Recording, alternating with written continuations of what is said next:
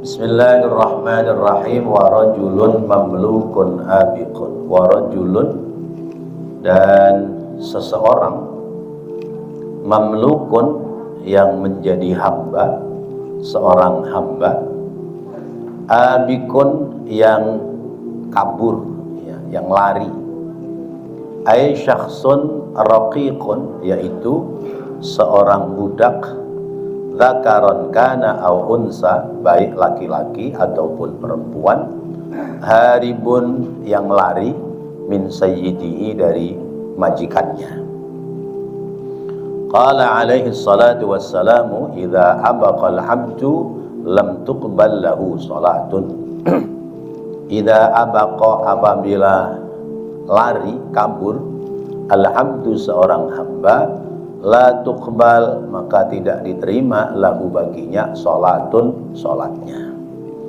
Wa fi riwayatin, dan dalam riwayat yang lain, faqad kafara, sungguh dia telah ingkar, telah kufur, hatta yarji'a, sehingga dia kembali.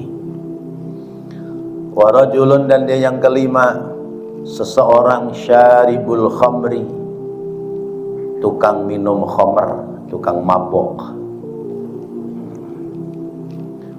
mudminun, yang terbiasa mabok, baik itu minuman keras ataupun sejenisnya. Orang yang seperti ini salatnya ditolak oleh Allah Subhanahu wa ta'ala. Qala alaihi salatu wassalamu, bersabda Nabi kita Muhammad sallallahu alaihi wasallam, ijtanibul khamra fa innaha ummul khaba'isi. Ijtanibu, jauhilah olehmu, al-khamra, minuman keras, tentu, dan sejenisnya. Fa innaha, karena sesungguhnya minuman keras itu, mabok itu, ummul khaba'isi, adalah biang keburukan, biang kejahatan. Wa mra'atun, dan yang keenam, seorang perempuan, batat, yang menginap, yang tidur di rumahnya, wa zawjuha, dan suaminya, sakhitun, marah, alaiha, kepadanya. Qala alaihi salam, bersabda Nabi kita Muhammad sallallahu alaihi wasallam, salasatun la yaqbalullahu lahum salatan. 3 golongan yang Allah tidak menerima salat mereka, wala tus'aju lahum ilas samai, dan tidak diangkat pahala ibadahnya, lahum, bagi mereka, ilas samai, ke langit. Siapa saja 3 golongan itu? As-sakranu hatta yashuwa, seorang yang mabok sehingga dia sadar dari mabuknya. Wal mar'atu, dan seorang perempuan, as-sakhitu, yang marah, alaiha, kepada itu perempuan, zaujuha, suaminya. Wal abdul abiqu, wal abdu, dan seorang hamba, al abiqu, yang kabur, ala maulahu, dari majikannya, hatta yarji'a, sehingga dia kembali, fayadha'a yadahu fi yadi mawalihi, kemudian dia meletakkan tangannya di tangan majikannya, yaitu bersalaman dan minta maaf. Wa mra'atun hurratun, dan seorang perempuan yang merdeka, perempuan hurriyah, tusalli, yang dia salat, bi ghairi khimarin, dengan tanpa penutup kepala. Wa huwa, khimar itu, saubun tughatti bihil mar'atu ra'saha, saubun, pakaian, tughatti, yang menutupi, bihi, padanya, al-mar'atu, perempuan, ra'saha, kepalanya, pakaian yang untuk menutup kepala itu perempuan. Bapak dan Ibu yang dirahmati Allah, kembali kita mendapatkan nasihat-nasihat yang indah yang datang dari baginda Rasulullah sallallahu alaihi wasallam. Bahwa ada 10 golongan yang sholatnya tidak diterima oleh Allah. Masih ingat yang pertama siapa? Rajulun shalla wahidan, orang yang sholat sendirian, tapi sholatnya nggak baca Fatihah, ya, mungkin lupa atau mungkin apalah, ya. Kemudian yang kedua, rajulun la yu'addi zakata, orang yang tidak mengeluarkan zakat padahal dia sudah berkewajiban zakat. Yang ketiga, rajulun ya ummu qauman wa hum lahu karihun, orang yang menjadi imam di tengah-tengah umat tapi umatnya, jamaahnya nggak demen, benci sama dia. Itu 3 golongan sudah kita bahas. Sekarang yang keempat, yaitu seorang hamba yang dia lari dari majikannya. Zaman dulu itu ada namanya perbudakan. Budak itu siapa? Budak adalah orang-orang yang kalah perang, ya. Jadi kalau terjadi peperangan, yang kalah itu menjadi harta rampasan perang. Ada abdun, ada amatun, ya. Kalau abdun budak laki-laki, amatun budak perempuan. Jadi tidak sekedar harta benda yang menjadi rampasan, tapi orangnya yang kalah perang juga menjadi rampasan. Nah, rampasan perang berupa orang, berupa manusia, itu dia bisa diperjualbelikan, bisa diperjualbelikan. Misalnya ini umat Islam perang, kemudian menang, hartanya dirampas, kemudian orang-orangnya menjadi tawanan perang. Kalau yang bisa menebus tawanan perang, maka dibebaskan. Tapi kalau nggak bisa, menjadi budak. Nah, itulah perbudakan. Jadi perbudakan itu orang diperjualbelikan. Kalau sudah menjadi budak, maka dia harus nurut sama majikan. Dipekerjakan kepada majikannya dan tidak digaji, kecuali sekedar dikasih makan. Lain hal budak yang disebutnya budak mukatab. Budak mukatab itu budak yang dijanjikan untuk dibebaskan, dimerdekakan. Bisa sebab kelakuan yang baik dari sang budak dan baik hatinya sang majikan, akhirnya budak itu dibebaskan. Contohnya siapa? Di antaranya adalah ya, sahabat Bilal. Sahabat Bilal itu dulu budak, ya. Budaknya Abu Sufyan. Lalu karena Bilal masuk Islam, maka Bilal dipaksa untuk kembali untuk keluar dari Islam, sehingga disakiti, ya. Disakiti, dipukuli, kemudian diseret pakai kuda, ya. Kemudian sahabat Bilal ditembus oleh Sayyidina Abu Bakar, lalu dibebaskan, dimerdekakan. Akhirnya Bilal yang orang hitam ini menjadi orang merdeka, dibayar oleh Sayyidina Abu Bakar. Atau misalnya sahabat Salman Al-Farisi, ya. Sahabat Salman itu punya julukan Al-Farisi karena beliau bukan orang Arab, beliau orang Persia. Maka Al-Farisi itu Persia. Sahabat Salman ini dulunya Majusi, menyembah api. Bahkan bapaknya Salman itu ulamanya agama Majusi. Nah, ketika Salman bereksperimen, ya, Coba yang namanya Tuhan itu kan dia menyelamatkan hambanya ya. Coba tangan saya bakar di api ya. Selamat apa lonyot ya. Selamat apa kebakar? Gimana Pak? Kebakar ya. Jarinya melepuh. Maka Salman tidak percaya kalau api itu sebagai Tuhan. Nggak ada Tuhan mencelakai hambanya. Nah, dia kemudian kabur dari rumah, mengembara ya. Mencari kebenaran Tuhan. Ikut orang Kristen, jadi agama Kristen. Dia tidak puas dengan Kristen, ikut lagi agama Yahudi. Tidak puas lagi, terus dia mencari jalan kebenaran. Sampailah di Madinah, bertemu dengan orang-orang Arab di Madinah yang Muslim, kemudian berjumpa dengan Rasulullah karena beliau sempat dijadikan budak. Lalu kemudian sahabat Salman ditebus oleh Rasulullah, kemudian menjadi seorang Muslim. Nah itu budak.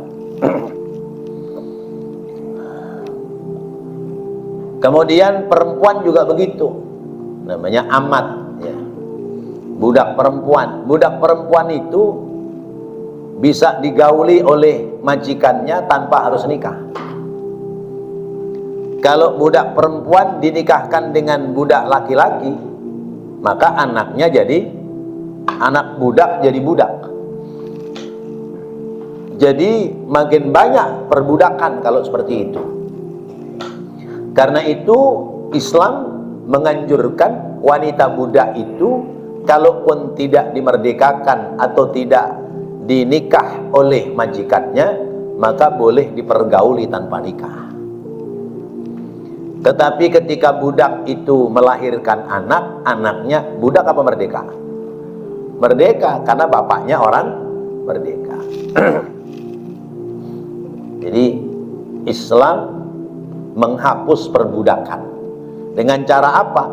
Wanita-wanita budak dipergauli, lalu kemudian punya anak, anaknya menjadi orang merdeka. Berarti budak perbudakan akan terkikis habis.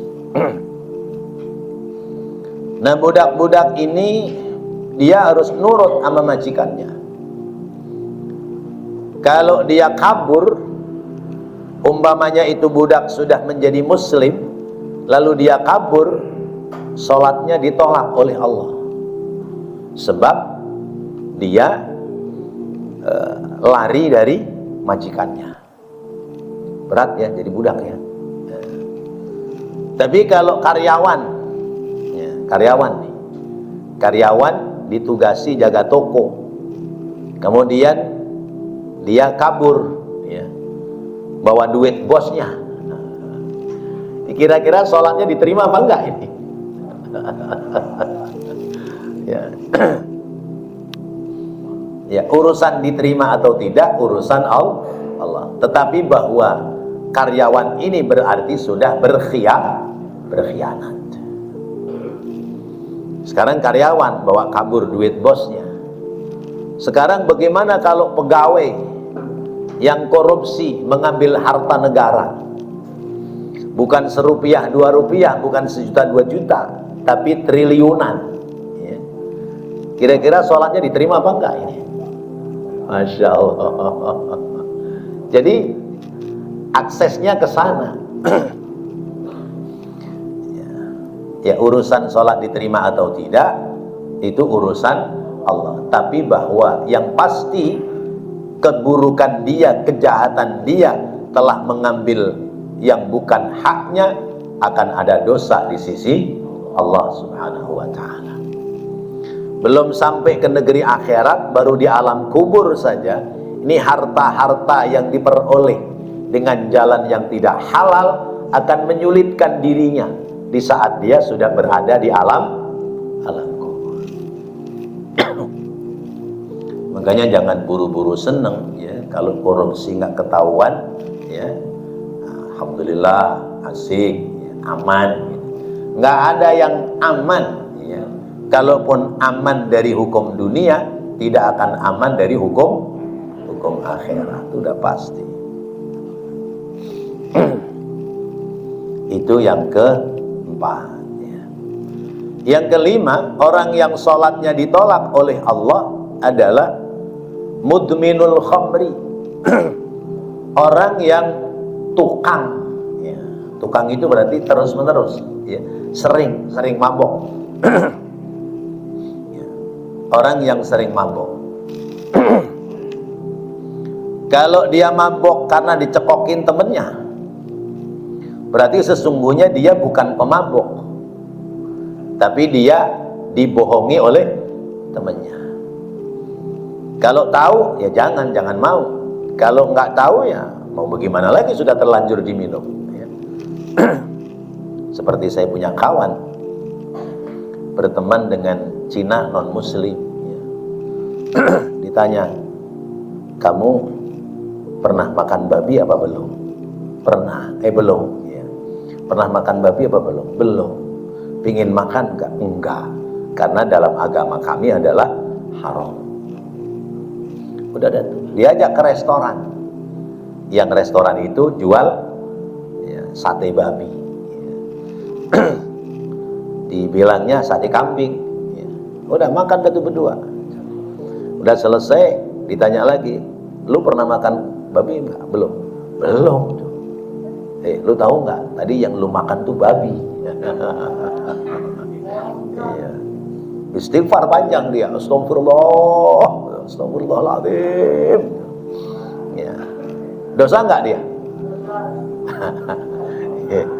Udah kadung dimakan? Iya. Dia nggak tahu, dosa nggak?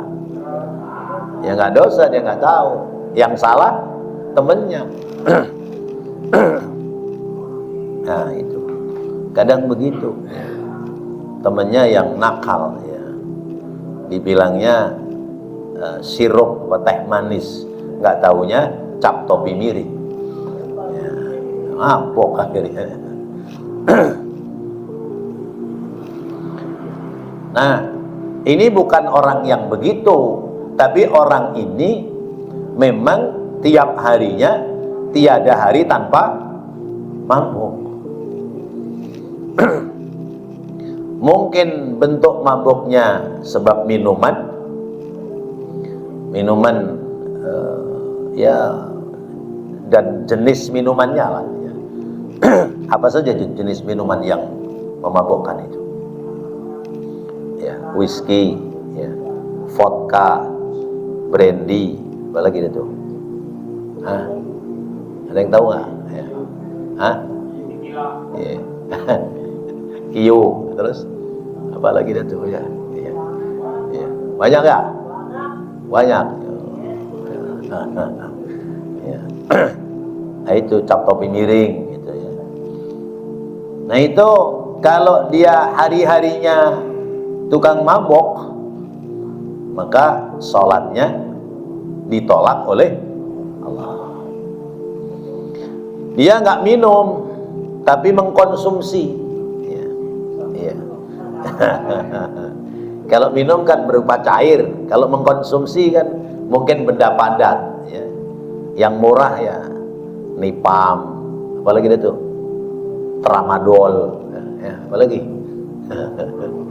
Emang jadi ustadz kudu tahu ini, kalau nggak repot ngomongnya. Ya, Nipam, Tramadol, apa itu? Pil anjing ya. Ya. Napasin campur itu obat nyamuk. Apalagi dah tuh. Lem Aibon ya. Lem Aibon campur apa gitu. Itu yang kelas murah ya. Yang sekarang lagi rame itu yang apa namanya, yang ditaruh di tembakau rokok, yang dihisap apa namanya? Bukan ya, kalau ganja udah umum. Nah apa namanya saya lupa ya. Nah itu kalau dia tukang begitu ini tukang menggunakannya, sholatnya ditolak oleh Allah. Nah kalau yang bikinnya bagaimana? Yang bikinnya yang jualnya, ya. Kan itu kan ada 10 orang, ya, 10 orang yang sebab obat yang memabukkan itu kena dosa semua. Ya. Yang bikin, yang jual, yang konsumsi, yang dari depotnya ke kurirnya, ya, yang yang bayarinnya, yang ngunjukinnya, itu kena semua itu. Ya. Ini dosa yang berantai, itu obat terlarang. Atau jenis-jenis yang lain, ya, seperti yang ya sampai hari ini masih berjalan, yaitu sabu-sabu, ya. Sabu-sabu, terus ya, ganja, ya. Apa lagi? Ekstasi, ya. Terus apa lagi itu macamnya, ya. Ya Allah. Nah, orang yang biasa mengkonsumsi seperti itu, ibadahnya ditolak oleh Allah. Ya Allah. Salatnya ditolak oleh Allah SWT. Bahkan kata Rasulullah, mudminul khamri ka'abidil awsan. Orang yang tukang mabuk itu sama dengan orang menyembah berhala.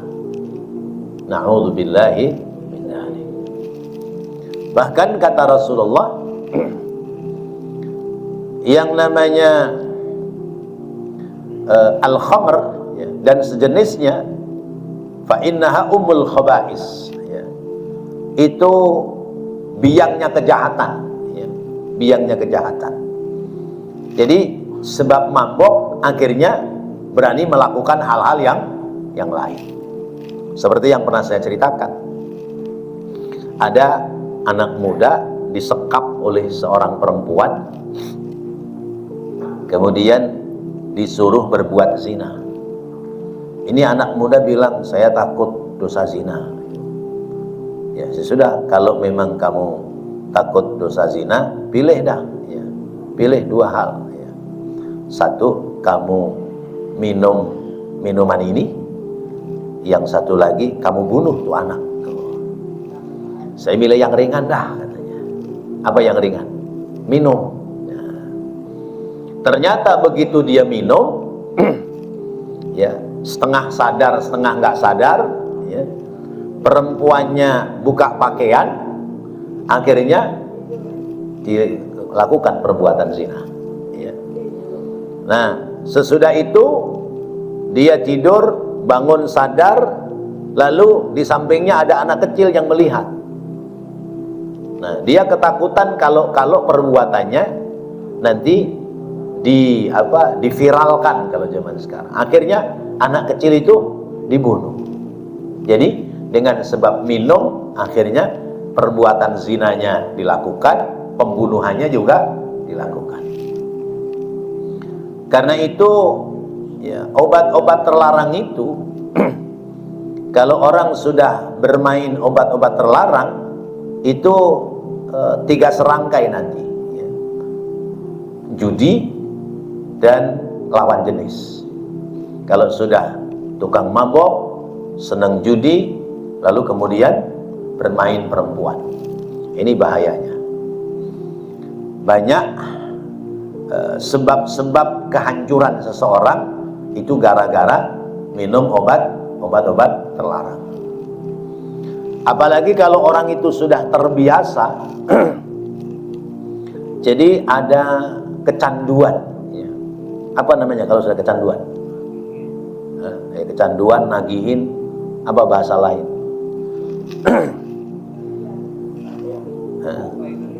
Kalau sudah biasa mengkonsumsi terus nggak mengkonsumsi, itu apa namanya? Itu sakau, ya, sakau, ketagihan itu. Itu sudah bahaya. Karena itu jauhi obat-obat terlarang. Yang kelima itu, ya. Jadi orang yang terbiasa minum obat-obat terlarang atau melakukan ya mengkonsumsi obat terlarang, maka ibadahnya, sholatnya ditolak oleh Allah Subhanahu wa ta'ala. Kemudian yang keenam, imra'atun batat wa zawjuha sakhitun 'alaiha. Seorang perempuan di sini maksudnya istri. Istri tidur di rumah, malam itu suaminya marah. Maka itu perempuan ibadahnya, sholatnya ditolak oleh Allah. Tadi sholat isya, ya. Entar sholat isya. Misalnya nih, tadi sholat isya, ya. Selesai sholat isya, suaminya ngajak, istrinya nggak mau diajak. Oh, apa? Capek, gitu. Ngantuk, gitu. Nah, suaminya marah. Ya. Itu malam itu ibadah itu istri ditolak oleh Allah. Coba, ya. Ibadahnya ditolak oleh Allah. Bahkan tidak sekedar ibadahnya ditolak, tapi malaikat rahmat keluar dari kamarnya, sehingga itu perempuan lepas dari berkahnya dari Allah Subhanahu wa ta'ala. Ya. Makanya orang perempuan tuh kudu siap, ya. Pokoknya siap nggak siap kudu siap, ya. Makanya kalau orang perempuan capek, ya ngomong aja, ya udah Pak silakan, tapi prasmanan ya, itu. Ya, paham prasmanan? Ya, nyendok sendiri, ya ngambil sendiri, ya itu prasmanan gitu. Ya, nah, segitu aja. Ya. Ya, prasmanan itu suruh ngambil sendiri. Nah. Tetapi tentu laki-laki yang baik, suami yang bijaksana, ya, kalau istrinya diminta, kemudian istrinya nolak karena memang pekerjaannya cukup berat, ya kudu ridho.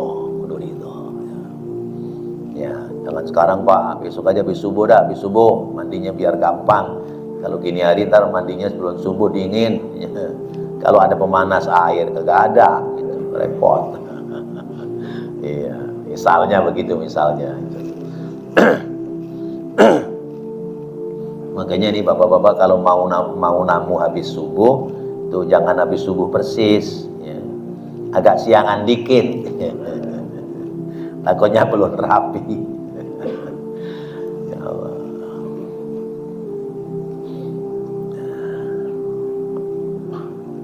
Jadi orang perempuan itu surganya sebab ridho dari suami. Kata Rasulullah, ayyuma imra'atin matat wa zawjuha radin anha dakhalatil jannata min ayyi babin sya'at. Di mana orang perempuan meninggal dunia, kemudian suaminya ridho, maka itu perempuan silakan masuk surga lewat pintu mana saja. Ya Allah, ya. Berarti yang bagus suaminya meninggal duluan apa istrinya meninggal duluan?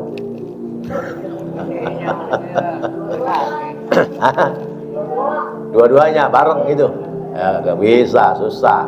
Kalau bareng namanya sehidup semati. Iya. Kalau suaminya meninggal duluan, istrinya meninggal belakangan, ridhonya suami nggak kelihatan. Orang suaminya udah duluan pulang. Ya.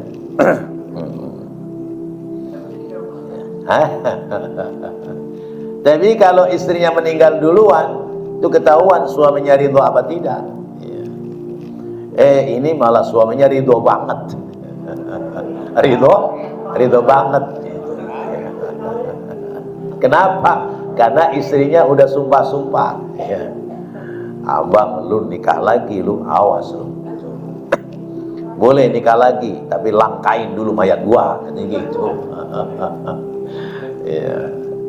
Makanya begitu istrinya meninggal, langsung orang suruh mikir, mikir, gua mau ngelangkain bini gua. Iya. Maksudnya langkain mayat saya itu artinya bunuh saya.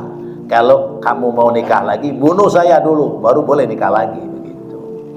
Bukan suruh langkain beneran. Urusan umur, urusan hidup mati, urusan Allah. Cuman begini, ini sekedar pertimbangan pemikiran. Misalnya suami meninggal duluan, istri meninggal belakangan. Sebut saja suami ini seorang tokoh yang dikenal oleh banyak orang. Tentu kalau dia meninggal dunia, yang takziah, yang kelawat pasti banyak, namanya juga tokoh. Sekian tahun kemudian, sebut misalnya 5 tahun kemudian istrinya nyusul meninggal. Kira-kira yang takziah semeriah sebanyak ketika suaminya meninggal apa tidak? Tidak. Kenapa? Karena yang dikenal itu suaminya. Begitu suaminya sudah meninggal, orang-orang ini sudah mulai tidak mengenal lagi. Ya. Tidak lagi ada tali hubungan yang kuat terhadap istrinya. Maka begitu istrinya meninggal, ya sudah, yang tahu ya orang-orang sekitarnya aja. Ya. Padahal istri seorang tokoh.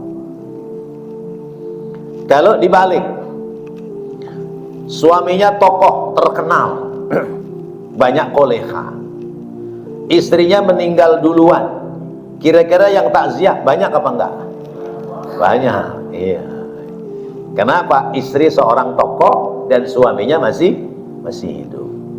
Kalau yang takziah banyak, yang nyolatin banyak, yang doain pasti lebih banyak.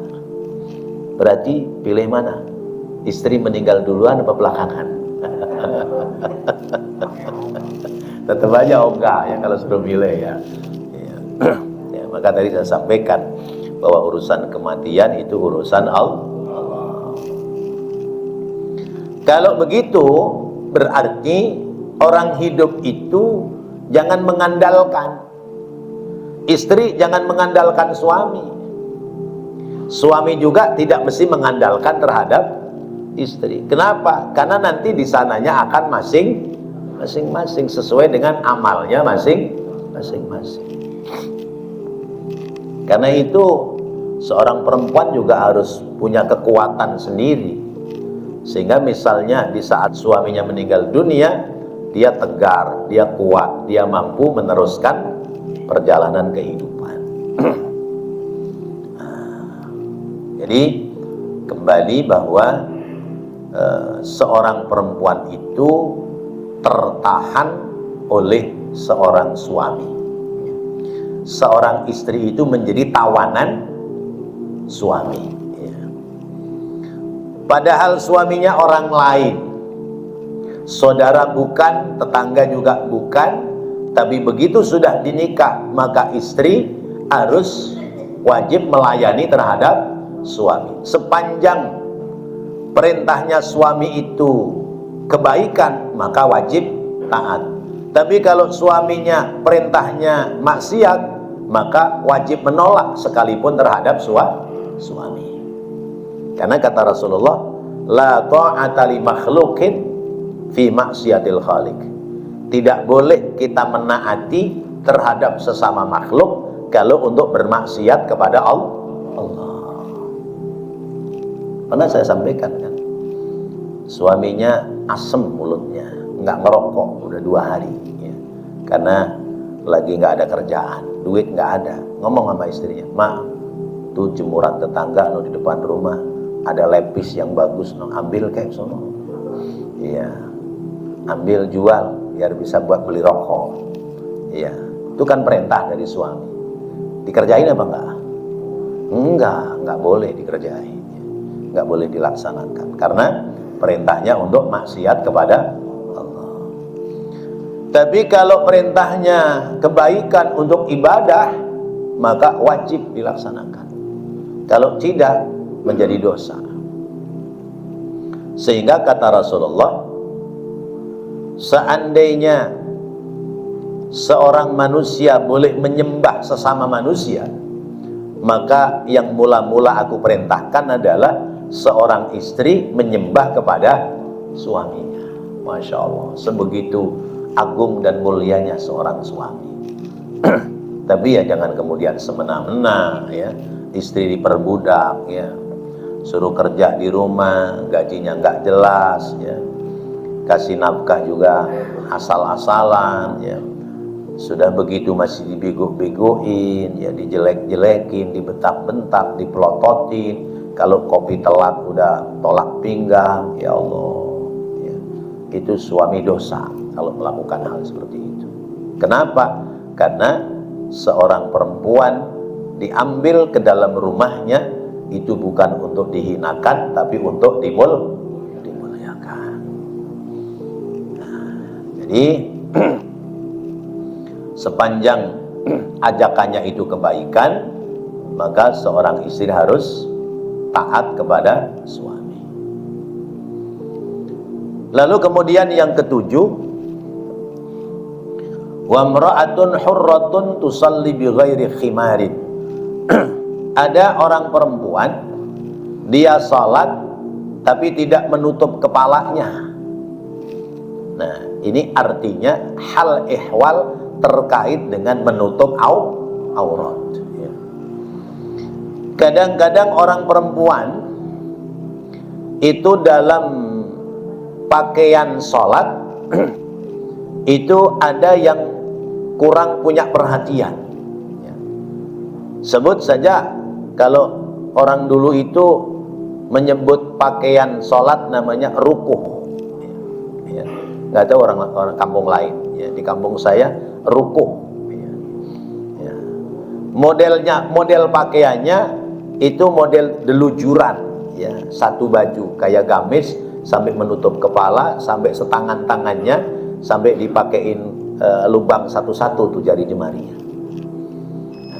Nah, kalau zaman sekarang ya disebutnya muknah itu ada sambungan, ada atasan, ada bawahan. Nah, kalaupun ada atasan bawahan itu sebagai rangkepan, dalemannya harus ada ya.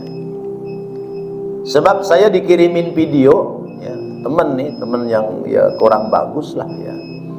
Itu perempuan sholat pakai muknah atas bawah, muknah bawahnya itu keinjek.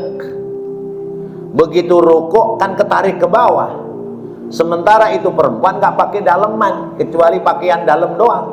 Bagaimana dah tuh? Nah, kan jadi nggak beres tuh, namanya sembrono itu. Nah, atau biasanya orang perempuan karena dilihat karpetnya itu lecek, begitu sujud ya, ini kain muknahnya didorong maju sehingga dia sujud di atas kain muknah. Nah, ketika dia sujud di atas kain muknah, maka sujudnya nggak sah. Tuh, nih ibu-ibu dengerin nih ya. Iya. Sama juga orang laki, kalau ini sorban, kalau ini sorban dipakai lalu kemudian ketika sujud nutupi tempat sujud, lalu kita sujud di atas sorban kita, nggak sah. Kenapa? Karena berarti tidak menempelkan di tempat sujud. Sebab ini sorban bukan sejadah, tidak sedang diposisikan sebagai sejadah, tapi bagian atribut dari pakaian. Lain hal kalau sorbannya dikelar dari awal, karena nggak bawa sajadah, karpetnya kelihatannya lecek, belum dibersihin sama marbot, kemudian sorbannya ditaruh, digelar buat sejadah, boleh, nggak apa-apa, karena fungsi sorbannya berubah menjadi sejadah. Tapi kalau sorbannya dipakai, kemudian ketika sujud nutupin tempat sujud, jidatnya nempel di tempat sorban, menjadi tidak sah. Sama orang perempuan begitu. Begitu sujud, sengaja itu kain muknahnya didorong ke depan. Kenapa? Karena karpetnya dia beranggapan kotor atau bau, sehingga dia sujud di atas kain muknah, maka menjadi tidak sah. Nah, Maka terus-menerus kita harus mengaji, mengkaji, belajar supaya kemudian ibadah kita diterima oleh Allah Subhanahu wa taala. Maka di sini yang dibahasakan orang perempuan, karena apa? Aurat orang perempuan adalah jami'u badaniha, seluruh anggota badan, illal wajhi wal kaffaini, kecuali muka dan telapak tangan. Kalau orang laki-laki itu auratnya ma baina surrati war rukbati, antara pusar sampai lutut. Jadi orang laki-laki misalnya kepaksanya baju cuman satu kena najis, dia sholat ya telanjang dada, ya cuman pakai celana doang ke bawah atau kain sarung, sepanjang posisinya di atas pusar sampai di bawah lutut, maka sah. Tapi berarti kurang adab karena sedang menyembah kepada Allah, sedang berkomunikasi dengan Allah. Carilah pakaian yang terbaik. Khudhu zinatakum inda kulli masjidin. Pilih baju yang bagus, ambil perhiasan ketika kita datang ke masjid, artinya ketika kita mau sholat. Wallahu a'lam bissawab. Mudah-mudahan menjadi ilmu yang bermanfaat. Rabbana taqabbal minna innaka antas sami'ul alim wa tub 'alaina innaka antat tawwabur rahim. Rabbighfir warham wa anta khairur rahimin.